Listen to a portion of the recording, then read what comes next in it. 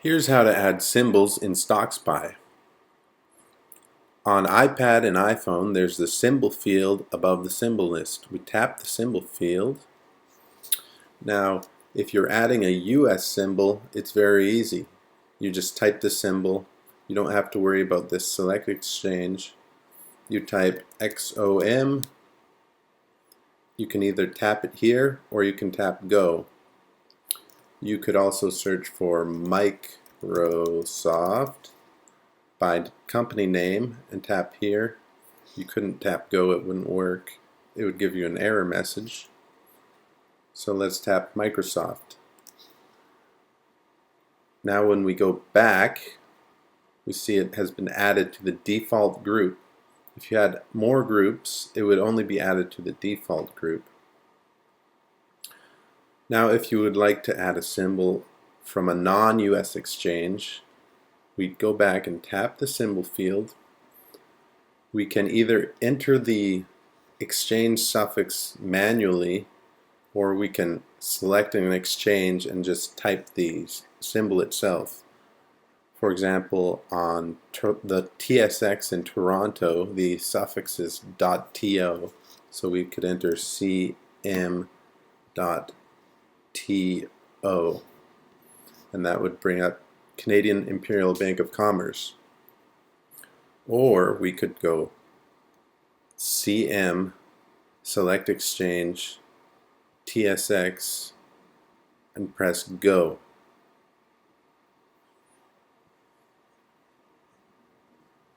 Now it remembers your last selection.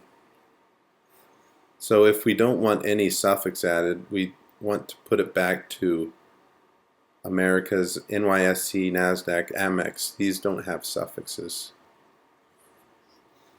So if we want to add units, let's add HR, and the suffix for a unit is -UN. So we add -UN, and we see the HR-UN read comes up. We could add the TO suffix, or we could tap here. We already see it's the right symbol. It has the Canadian flag beside it. So let's just add the TO suffix. Oops, TO. Click Go.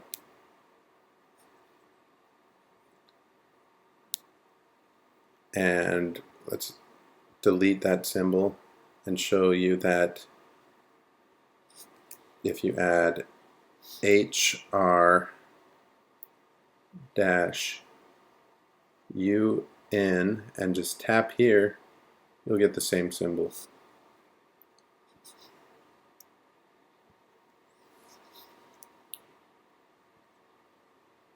Now for London, it's much the same. BARC for Barclays, and then we could add .L, and as soon as we added the dot, there was only one symbol. We could tap here or press Go from this point, or we could just do it like this, tap the exchange selector, and then go down to London. Now we click. This exchange selector only works when you have just the symbol and you press Go.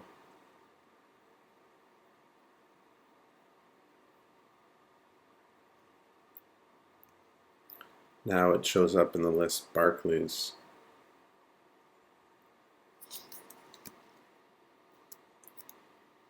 You can see the listing of exchanges that are supported.